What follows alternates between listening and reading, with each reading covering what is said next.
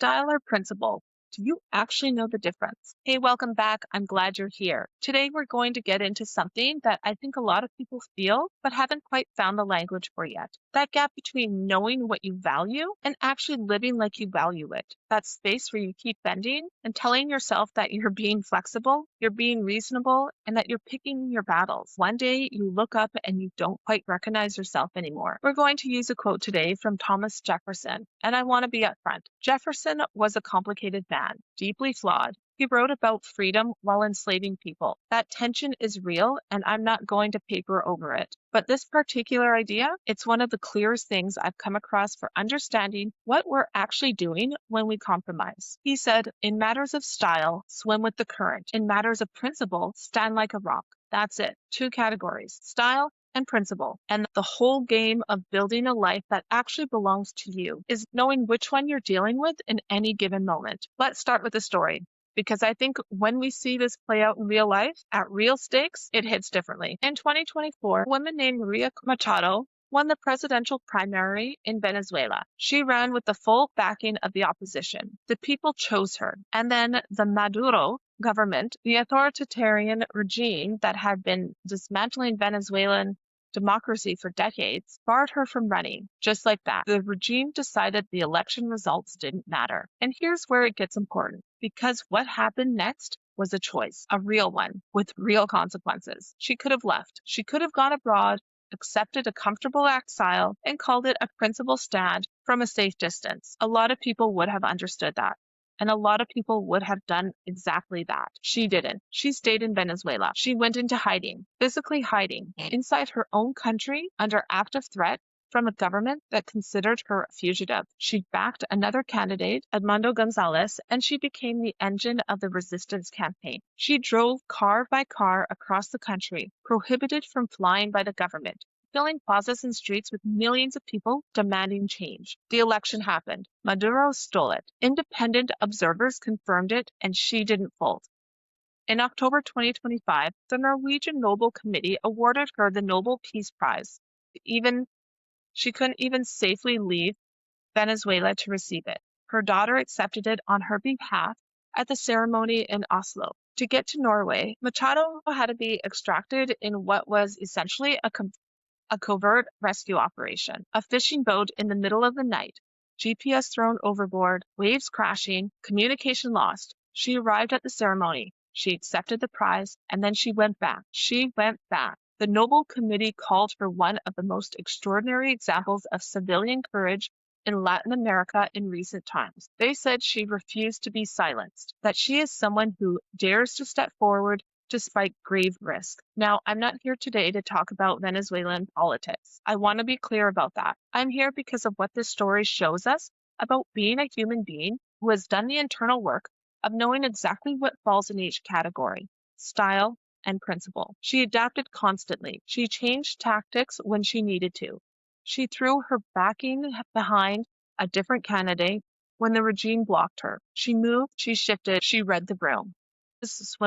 That is swimming with the current. But the core thing, democracy, the right of the people to choose their own government, the refusal to be erased. She never touched that. She stood like a rock. That distinction, that is where we're unpacking today. Now, here's what I notice when people come to me struggling with their own version of this. And it doesn't have to be a political regime. It can be a job, a relationship, a family system, a friendship, an internal belief they're trying to hold on to. The confusion is almost always the same. They've been calling their principles preferences and calling their preferences principles. And the system around them, the relationship, the workplace, the family dynamic, has been very happy to let that confusion continue. When you don't know what is truly non-negotiable for you, other people will fill in the blank. They will define your limits for you. And because you haven't drawn the line yourself, you won't even feel it when it gets crossed. I think about this through the lens of a self-determination. In social work, self-determination is the idea that people have the right to make their own choices and live their own lives. Full stop. Not when it's convenient, not when it makes other people comfortable, always. And one of the most consistent things I've seen in practice and in my own life, in watching people trying to build something real, is that self-determination collapses the moment a person stops knowing what they actually stand for. You cannot determine your own path if you don't know what you won't give up. Think about the pressures people are navigating right now. Some people in a job that keeps asking them to do things that feel off. Someone in a relationship where their needs keep getting reframed as demands. Someone building something new, a business, a practice, a creative project, and that the people around them keep suggesting they tone it down, make it more palatable, be more strategic about what when they say the hard thing. And these aren't always manipulative people. Sometimes it's just the current. It's just the way things flow around you. Jefferson said, swim with it in matters of style. But a lot of us have been swimming with currents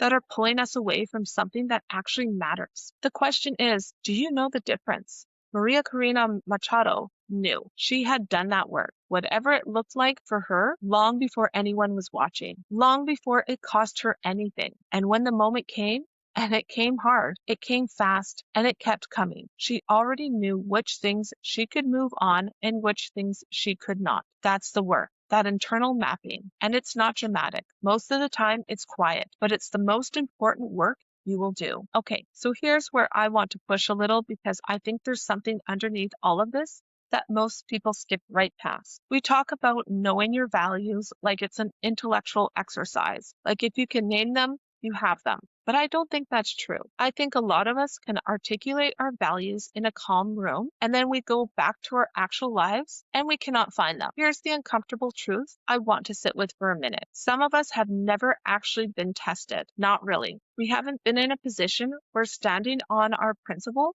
cost us something significant, a relationship, a job, a sense of belonging, financial security. And because we haven't been tested, we generally don't know what we'll do. We think we know, but we don't. And here's what the social work part of my brain notices about that. The people who are most likely to compromise their principles aren't the ones without values. They're the ones who are isolated. They're the ones who don't have community, who don't have people around them who share their commitments, who have no external reference point for what it looks like to hold that line. Systems, whether there's an authoritarian government or a dysfunctional workplace or a family that doesn't want anyone to change, they count on that isolation. They apply pressure over time. They use relationships and resources as leverage. And if you are standing alone with no model for what it looks like to stay the course, the erosion is almost invisible. It happens slowly, and then it's suddenly. What made Machado's stand possible wasn't just personal courage. She had a movement. She had millions of people who had made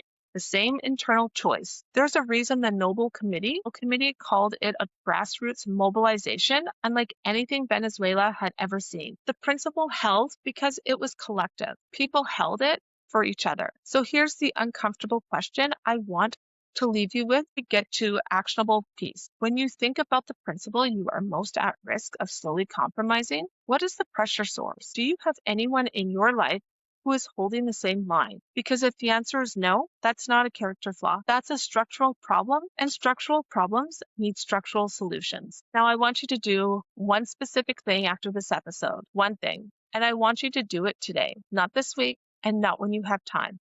Today, I want you to write down 2 lists. List 1 is titled, What I Will Not Compromise On. These are your principles, not aspirations, not preferences, not things you'd prefer to keep, things you will not give up, full stop. I want you to write down as many as you honestly believe you'd stand behind if it cost you something. And if you find yourself writing down a lot of things, I want you to push back on your own list. If everything is a principle, nothing is.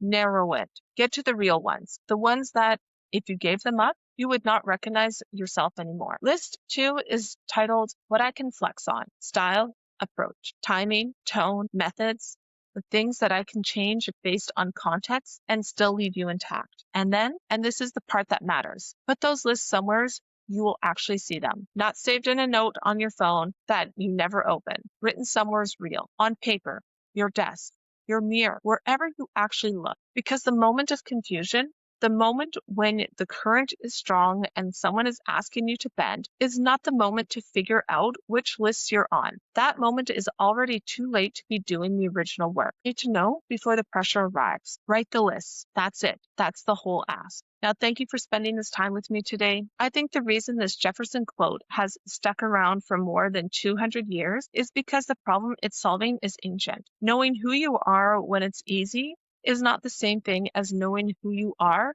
when it costs you something. And we spend a lot of time in personal development trying to upgrade our mindset, our habits, our routines, and not enough time getting honest about what we're actually not willing to lose. Maria Corina Machado is in a fishing boat in the dark on the Gulf of Venezuela, knew that she wasn't willing to lose. I think you know that too. I just want to make sure you've written it down. Take care of yourselves, and I'll talk to you in the next one.